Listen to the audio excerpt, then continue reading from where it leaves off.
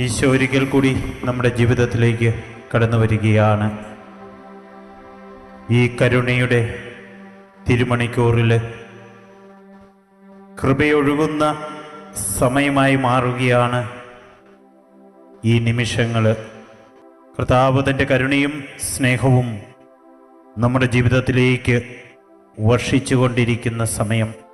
ഈ 3 മണി സമയത്ത് കുരിശിൽ കിടന്നുകൊണ്ട് അവനിലൂടെ നമ്മളിലേക്ക് വർഷിച്ച രക്ഷ ഇതാ വീണ്ടും ഈ ദിവ്യകാരുണ്യത്തിൽ നിന്ന് നമ്മളിലേക്ക് വർഷിക്കപ്പെടുന്നു. സ്നേഹിക്കാൻ മാത്രം അറിയാവുന്ന ദൈവം ദിവ്യകാരുണ്യമായിട്ട് കരുണ വർഷിച്ചുകൊണ്ട് സ്നേഹം പങ്കിട്ടുകൊണ്ട് നമ്മുടെ ജീവിതത്തിലേക്ക് കടന്നു വരികയാണ്. നമുക്ക് നമ്മുടെ ഹൃദയങ്ങൾ ഒരുക്കാം. നമുക്ക് നമ്മുടെ ശരീരവും മനസ്സും ആത്മാവും എല്ലാം പൂർണ്ണമായിട്ട് ഈശോയ്ക്ക് സമർപ്പിക്കാം. നമ്മെയും നാം ആയിരിക്കുന്ന അവസ്ഥകളെയും ദൈവത്തിന് പൂർണ്ണമായിട്ട് സമർപ്പിച്ചുകൊണ്ട് നമ്മുടെ ജീവിതത്തിലേക്ക് കരുണയായി സ്നേഹമായി കടന്നു വരുന്ന ഈശോയെ കരങ്ങൾ ഉയർത്തി നമുക്ക് സ്തുതിച്ച് ആരാധിക്കാം. Hallelujah, hallelujah, hallelujah. ഈശോയെ നന്ദി, ആരാധന, ആരാധന, ആരാധന. Hallelujah, hallelujah. ഈശോയെ നന്ദി, ആരാധന, ആരാധന. Hallelujah, hallelujah. ഈശോയെ നന്ദി, ആരാധന, ആരാധന, ആരാധന. Hallelujah, hallelujah. ഈശോയെ നന്ദി, ആരാധന, ആരാധന, ആരാധന. Hallelujah, hallelujah. ഈശോയെ, ഈശോയെ ആരാധന, ആരാധന, ആരാധന. Hallelujah, hallelujah. ഈശോയെ നന്ദി, ഈശോയെ സ്തുതി, ഈശോയെ ആരാധന. ഹല്ലേലൂയ. പ്രിയമുള്ളവരെ, പഴയ നിയമത്തിലേക്ക് കടന്നു വരുമ്പോൾ 1 ദിനവൃത്താന്തം 4 അധ്യായം 9, 10 വചനങ്ങളിലൂടെ നമ്മൾ കടന്നു പോകുമ്പോൾ കർത്താവിൽ പൂർണ്ണമായിട്ട് സമർപ്പിച്ച ഒരു വ്യക്തിയെ, യൂദായുടെ സന്തതി പരമ്പരയിൽപ്പെട്ട യാബസ് എന്ന മനുഷ്യൻ്റെ ഒരു പ്രാർത്ഥന നമുക്ക് കാണുവാനായിട്ട് സാധിക്കും. അവനിങ്ങനെയാണ് പ്രാർത്ഥിച്ചത്: ദൈവമേ, അങ്ങ് എന്നെ അനുഗ്രഹിച്ച് എൻ്റെ അതിരുകൾ വിസ്തൃതമാക്കണമേ. അങ്ങയുടെ കരം എന്നോടുകൂടെ ആയിരിക്കുകയും വിപത്തുകളിൽ നിന്ന് എന്നെ കാത്തുകൊള്ളുകയും ചെയ്യണമേ. വചനം പറയുകയാണ്, അവൻ്റെ പ്രാർത്ഥന ദൈവം കേട്ടു എന്ന്. 1 ദിനവൃത്താന്തം 4 അധ്യായം 9 വചനത്തിലേക്ക് നമ്മൾ കടന്നു വരുമ്പോൾ യാബസിനെ പറ്റി പറയുന്നൊരു കാര്യമുണ്ട്. അവൻ മറ്റുള്ളവരെക്കാൾ ബഹുമാന്യനായിരുന്നു എന്ന്.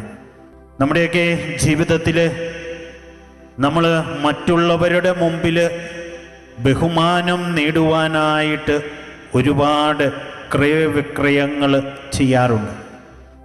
മറ്റുള്ളവരുടെ കരങ്ങളിൽ നിന്ന് അവർ നമ്മളെ സ്തുതിച്ച് പാടണമെന്ന്, നമ്മുടെ നന്മകൾ പറയണമെന്ന്, ഒരിക്കലും നമ്മുടെ വീഴ്ചകളെ പറ്റി പറയുകയോ ഒന്നും ചെയ്യാതെ എല്ലാവരും നമ്മളെ സ്തുതിച്ച് പാടണമെന്നൊക്കെ ആഗ്രഹിക്കുന്ന ഒരു മനോഭാവം നമ്മുടെ ജീവിതത്തിലുണ്ട്.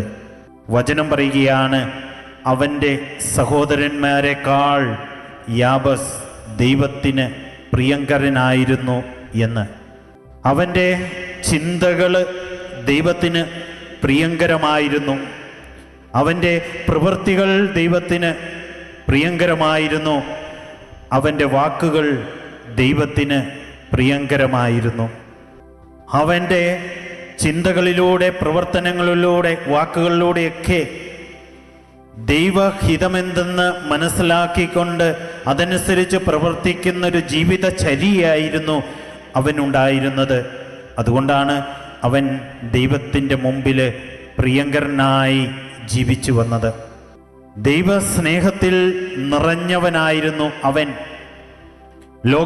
ലോകം നൽകുന്ന ആസ്വാദനങ്ങളോ ഒക്കെ മാറ്റി നിർത്തിക്കൊണ്ട് സ്വന്തം ജീവിതത്തിൽ ദൈവത്തിന് ഏറ്റവും വലിയ പ്രാധാന്യം നൽകിയവനായിരുന്നു യാബസ്. ദൈവത്തിന് തന്നെ പൂർണ്ണമായിട്ട് സമർപ്പിച്ച ഒരു വ്യക്തി. ഇങ്ങനെയുള്ള വ്യക്തികളാണ് തീർച്ചയായിട്ടും ദൈവത്തിൻ്റെ മുമ്പിൽ പ്രിയപ്പെട്ടവനും പ്രിയപ്പെട്ടവളുമൊക്കെയായി തീരുക. ഹൃദയ ശുദ്ധിയോടെ വിശുദ്ധിയോടെ ജീവിച്ച ഒരു വ്യക്തിയായിരുന്നു. മത്തായിയുടെ സുവിശേഷം 5-ാം അധ്യായം 8-ാം വചനത്തിലേക്ക് കടന്നു വരുമ്പോൾ നമ്മൾ കാണുന്നുണ്ട്, ഹൃദയ ശുദ്ധിയുള്ളവർ ഭാഗ്യവാന്മാർ, അവർ ദൈവത്തെ കാണും എന്ന്. അത്രമാത്രം വിശുദ്ധിയോടെ ജീവിക്കുവാൻ, വിശുദ്ധിയെ സ്നേഹിച്ച് ഈ ലോകത്തിൻ്റെതായ തിന്മകളൊക്കെ ജീവിതത്തിൽ നിന്ന് മാറ്റിവറിച്ചിട്ട് ദൈവത്തെ സ്നേഹിച്ച് ദൈവീക സന്നിധിയിലായിരുന്നു കൊണ്ട് ദൈവേഷ്ടം ജീവിതത്തിൽ ഏറ്റെടുത്തുകൊണ്ട് വചനത്തിൽ അധിഷ്ഠിതമായൊരു ജീവിതം നയിച്ചതിലൂടെയാവണം യാബസ് എന്ന ഈ മനുഷ്യൻ ദൈവത്തിന് പ്രിയങ്കരനായി തീർന്നത്. സത്യത്തെ മുറുകെ പിടിക്കുന്നവനായിരിക്കണം ദൈവത്തിന് പ്രിയങ്കരനാവുന്നതിനുള്ള സാധ്യതകളുള്ളവൻ. അതായത് അന്യായമായിട്ട് ആരെയും വിധിക്കാതെ സ്നേഹത്തോടെ കരുണയോടെ എല്ലാവരെയും ഹൃദയത്തോട് ചേർത്ത് വെച്ചുകൊണ്ട് സ്നേഹിച്ചവൻ. ഇങ്ങനെ സ്നേഹിക്കുന്നവർക്ക് മാത്രമേ പ്രിയമുള്ളവരെ ദൈവത്തിൻ്റെ മുമ്പിൽ പ്രിയപ്പെട്ടവനും പ്രിയപ്പെട്ടവളുമൊക്കെ ആകുവാനായിട്ട് സാധിക്കുകയുള്ളൂ. യോഹന്നാന്റെ സുവിശേഷം 8-ാം അധ്യായം 32-ാം വചനം പറയുന്നു, സത്യം നിങ്ങളെ സ്വതന്ത്രരാക്കും എന്ന്. കരുണയോടെ സ്നേഹത്തോടെ സകലവിധ വിഭാഗീയതകൾക്കും അപ്പുറം ആത്മാവിനാൽ നയിക്കപ്പെട്ട ഒരു വ്യക്തിയായിരുന്നു യാബസ്. അതുകൊണ്ടാണ് ദൈവത്തിൻ്റെ മുമ്പിൽ അവൻ പ്രിയപ്പെട്ടവനായിട്ട് മാറിയത്, പ്രിയങ്കരനായിട്ട് മാറിയത്. ദൈവത്തിൻ്റെ മുമ്പിൽ ദൈവം ഹൃദയത്തോട് ചേർത്ത് വെച്ചവനായിട്ട് മാറിയത്. അവൻ്റെ പ്രാർത്ഥന ദൈവം കേട്ടു എന്നതിനർത്ഥം ദൈവത്തിന് ഇഷ്ടമുള്ള ജീവിതമായിരുന്നു അവന്.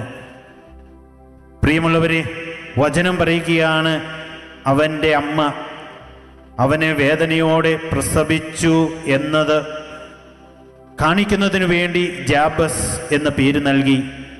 അവൻ്റെ പേര് തന്നെ വേദന നൽകിയവൻ എന്നാണ്. ഒരുപക്ഷെ വ്യക്തി ജീവിതത്തിലെ അവൻ്റെ ജീവിതത്തിൻ്റെ ആരംഭ ദിശയിലെ വേദനയോ കുറവുകളോ ബലഹീനതകളോ ഒന്നും അവനെ തളർത്തിയില്ല. അവൻ സഹോദരങ്ങളെക്കാൾ ദൈവത്തിന് പ്രിയങ്കരനായിട്ട് മാറിയത്. ദൈവമായിരുന്നു അവൻ്റെ ജീവിതത്തെ നയിച്ചിരുന്നത്. ദൈവത്തിൻ്റെ കൃപകളായിരുന്നു അവൻ വലിയ സംരക്ഷണമായി ജീവിതത്തിൽ ഏറ്റെടുത്തത്. പ്രിയമുള്ളവരെ, നമ്മുടെയൊക്കെ ജീവിതത്തിലേക്ക് കടന്നു വരുമ്പോൾ യാബസിനെ പോലെ പരാതികളില്ലാതെ വേദനകളും മുറിവുകളുമൊക്കെ ഈ ക്രൂശിതനോട് ചേർത്ത് വെച്ചുകൊണ്ട് ജീവിതത്തിൽ മുന്നോട്ട് പോകുവാനായിട്ട് നമുക്ക് സാധിക്കുമോ? അതോ ഇന്നലകളുടെ വേദനകൾ നമ്മളെ അലട്ടുന്നുണ്ടോ? ഭൂതകാല സ്മരണകൾ അയവിറക്കിക്കൊണ്ട് ഇന്നലകളിൽ ജീവിക്കുന്നവരാണോ നമ്മൾ? കുറ്റബോധവും നിരാശയും നമ്മളെ ജീവിതത്തിൽ തളർത്തുന്നുണ്ടോ? ബലഹീനതകളുടെ കൂമ്പാരത്തിൽ അടിമപ്പെട്ട് ജീവിതത്തിൽ വിശുദ്ധിയോടെ ജീവിക്കുവാൻ സാധിക്കാത്ത വിധം ദൈവത്തിൽ നിന്നും ദൈവീക ശക്തിയിൽ നിന്നുമൊക്കെ അകന്ന് ജീവിക്കുന്നവരാണോ നമ്മൾ? യാബസിൻ്റെ ജീവിതത്തിൽ അവൻ്റെ ആദ്യകാല അനുഭവങ്ങൾ ഒരിക്കലും അവനെ ജീവിതത്തിൽ തളർത്തിയില്ല. അതിനുമപ്പുറം ദൈവത്തിൽ സമർപ്പിക്കപ്പെട്ട ഒരു ജീവിതം, ദൈവത്തോട് ചേർന്ന് നിന്നൊരു ജീവിതം അവനെ വിശുദ്ധിയിലേക്ക് നയിച്ചു. വചനം പറയുകയാണ്, അവൻ ഇസ്രായേലിൻ്റെ ദൈവത്തോട് പ്രാർത്ഥിച്ചു. പ്രിയമുള്ളവരെ, വാഗ്ദാനങ്ങളിൽ വിശ്വസ്തനായൊരു ദൈവത്തെ അവൻ ജീവിതത്തിൽ കണ്ടെത്തി. പൂർവികരുടെ ദൈവത്തോട് അവൻ പ്രാർത്ഥിച്ചു. അടിമത്തത്തിൽ നിന്ന് വാഗ്ദാനങ്ങളിലേക്ക് സ്വാതന്ത്ര്യത്തിലേക്ക് നയിച്ച യഹോവയിലാണ് അവൻ അവൻ്റെ ജീവിതം സമർപ്പിച്ചത്. പ്രിയമുള്ളവരെ, ജീവിതത്തിൽ നമ്മൾ ഏകദൈവ വിശ്വാസത്തിൽ നിന്ന് വഴിതെറ്റിപ്പോകുന്ന ചില ആചാര അനുഷ്ഠാനങ്ങൾ, ഏകദൈവ വിശ്വാസത്തിൽ നിന്ന് വഴിതെറ്റി നമ്മൾ ജീവിതത്തിലെ ബുദ്ധിമുട്ടുകളെയും പ്രയാസങ്ങളെയും വേദനകളെയും ഒക്കെ അതിജീവിക്കുന്നതിനു വേണ്ടി ഈ ലോകത്തിൻ്റെതായ പലതിനോടും അനുരൂപപ്പെട്ട് മന്ത്രങ്ങളും തന്ത്രങ്ങളും കുതന്ത്രങ്ങളും ഒക്കെ ജീവിതത്തിൻ്റെ ഭാഗമാക്കി മാറ്റുന്നവരാണോ നമ്മൾ? വിജാതീയ ദൈവങ്ങളോട് അനുരൂപരായി തീരുവാനുള്ള ശ്രമങ്ങൾ നമ്മുടെ ജീവിതത്തിലൊക്കെ നടക്കാറുണ്ടോ? പ്രിയമുള്ളവരെ, ഇന്ന് ഓൺലൈനിലൊക്കെ ആയിക്കൊണ്ട് ഒരുപാട് പുതിയ ആപ്പുകൾ പ്രത്യക്ഷപ്പെടുന്നുണ്ട്. ഫോർച്യൂൺ സീക്കിംഗ് ആപ്പുകൾ, ഒരുപാട് വിശ്വാസത്തിൽ ചരിക്കുന്ന ഒരുപാട് വിശ്വാസികൾ പെട്ടെന്ന് കിട്ടേണ്ട ചില കാര്യങ്ങൾ പെട്ടെന്ന് സാധ്യമാകുന്ന രീതിയിലൊക്കെ പ്രസൻറ്റബിളായ ചില ആപ്പുകളൊക്കെ ജീവിതത്തിൽ ഏറ്റെടുത്തുകൊണ്ട് ദൈവത്തിൽ നിന്ന് അകന്നു പോകുന്ന ഒരു വ്യക്തി സ്വഭാവങ്ങൾ ഇന്ന് സഭയിലും സഭാ തണലിലേക്കുമൊക്കെ കടന്നുകൂടുന്നത് നമുക്ക് കാണുവാനായിട്ട് സാധിക്കും. പ്രിയമുള്ളവരെ, അവൻ പ്രാർത്ഥിച്ചു, നീ എന്നെ അനുഗ്രഹിച്ചാൽ എൻ്റെ അതിരുകൾ വിസ്തൃതമാകും എന്ന്. അവൻ പ്രാർത്ഥിച്ചത് വെറും ഭൗമികമായ ഈ ലോകത്തിൻ്റെതായ അതിരുകൾ, സമ്പന്നതയുടെ അതിരുകളുടെ വിസ്തൃതി മാത്രമല്ല, അതിനൊക്കെ അപ്പുറം ആത്മീയതയുടെ അതിരുകൾ വിസ്തൃതമാക്കി നിത്യതയുടെ കവാടങ്ങൾ എനിക്ക് വേണ്ടി തുറക്കണമേ എന്നായിരുന്നു. ആത്മാവിൻ്റെ ഫലങ്ങളും ആത്മാവിൻ്റെ വരങ്ങളുമൊക്കെ കിട്ടുവാൻ വേണ്ടി പരിശുദ്ധാത്മാവിനോട് ആത്മാർത്ഥമായി പ്രാർത്ഥിച്ചുകൊണ്ട് ആത്മീയമായൊരു നിറവ്, ആത്മീയമായൊരു അഭിഷേകം, ആത്മീയമായിട്ട് ഉന്നതങ്ങളിലേക്ക് കടന്നു പോകുവാനുള്ള ആ ദൈവീക ആശീർവാദത്തിനും അനുഗ്രഹത്തിനുമൊക്കെ വേണ്ടി പ്രിയമുള്ളവരെ ജീവിതത്തിൽ പ്രാർത്ഥിക്കുന്നവരാണോ? അതോ വെറും ഈ ലോകത്തിൻ്റെതായ ആഗ്രഹ നിർവൃത്തികൾക്ക് മാത്രം, അതിൽ മാത്രം നമ്മുടെ പ്രാർത്ഥനകൾ ഒതുങ്ങിപ്പോകാറുണ്ടോ? അവൻ പ്രാർത്ഥിക്കുകയാണ്, കർത്താവിൻ്റെ കരം എന്നോടുകൂടി ആയിരിക്കുകയും വിപത്തുകളിൽ നിന്ന് സംരക്ഷണം നൽകുകയും ചെയ്യണമേ എന്ന്. പ്രിയമുള്ളവരെ, ഈ ലോകത്തിൻ്റെതായ ഒരുപാട് കാര്യങ്ങളുടെ നിവൃത്തിക്കായിട്ട് നമ്മൾ പ്രാർത്ഥിക്കാറുണ്ട്. നമ്മൾ രോഗം മാറാനായിട്ട് പ്രാർത്ഥിക്കാറുണ്ട്. നമ്മുടെ കാര്യസാധ്യതയ്ക്ക് വേണ്ടി നമ്മൾ പ്രാർത്ഥിക്കാറുണ്ട്. ദൈവം കരുണയോടെ നമ്മളെ കരങ്ങളുയർത്തി ആശീർവദിക്കുകയും സഹായിക്കുകയും അനുഗ്രഹിക്കുകയും ഒക്കെ ചെയ്യാറുണ്ട്. എന്നാൽ അതിനൊക്കെ ഉപരിയായിട്ട് നമ്മൾ പ്രാർത്ഥിക്കണം, ദൈവത്തിൻ്റെ കരത്താൽ നയിക്കപ്പെടുവാനായിട്ട്. ദൈവത്തിൻ്റെ കരം, ആ വലത്ത് കരത്താൽ നമ്മൾ സംരക്ഷിക്കപ്പെടുന്നതിനു വേണ്ടി, നമ്മൾ വിശുദ്ധീകരിക്കപ്പെടുന്നതിനു വേണ്ടി, ജീവിതത്തിൽ നമ്മൾ മുന്നോട്ട് പോകുന്നതിനു വേണ്ടി യാബസിനെ പോലെ ഇങ്ങനെ പ്രാർത്ഥിക്കുമ്പോഴാണ് ദൈവം നമ്മുടെ പ്രാർത്ഥന കേൾക്കുക. ഈ കരുണയുടെ തിരുമണിക്കൂറിൽ നമുക്ക് പ്രാർത്ഥിക്കാം, ഈശോയെ, നിൻ്റെ കരം എന്നെ നയിക്കട്ടെ വിശുദ്ധിയിലേക്ക്, നിത്യതയിലേക്ക്, കൃപയിലേക്ക്, അഭിഷേകത്തിലേക്ക്. നിൻ്റെ കരുണ അനുഭവിക്കുവാനുള്ള വലിയ ജീവിത വിശുദ്ധിയിലേക്ക് എന്നെ നയിക്കണമേ എന്ന് പ്രാർത്ഥിച്ചുകൊണ്ട് നമുക്ക് ഈ കരുണയുടെ തിരുമണിക്കൂറിൽ കർത്താവിൻ്റെ കരുണയ്ക്ക് വേണ്ടി പ്രാർത്ഥിക്കാം.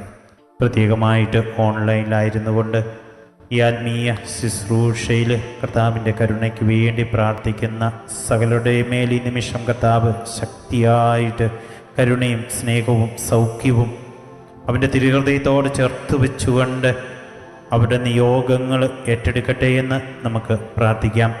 മുട്ടുമേലായിരുന്നു കൊണ്ട് നമുക്ക് സമാപന ആശീർവാദം സ്വീകരിക്കാം.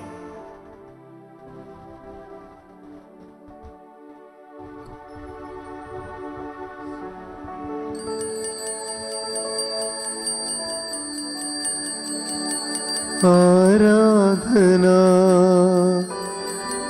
ആരാധന ആരാധന യേശുനാഥ, പരിശുദ്ധ പരമമാ ദിവ്യകാരുണ്യമേ, എന്നുമെന്നും അങ്ങേക്കാരാധന,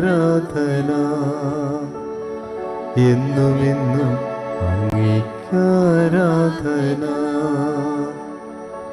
എന്നുമെന്നും അങ്ങേക്കാരാധന.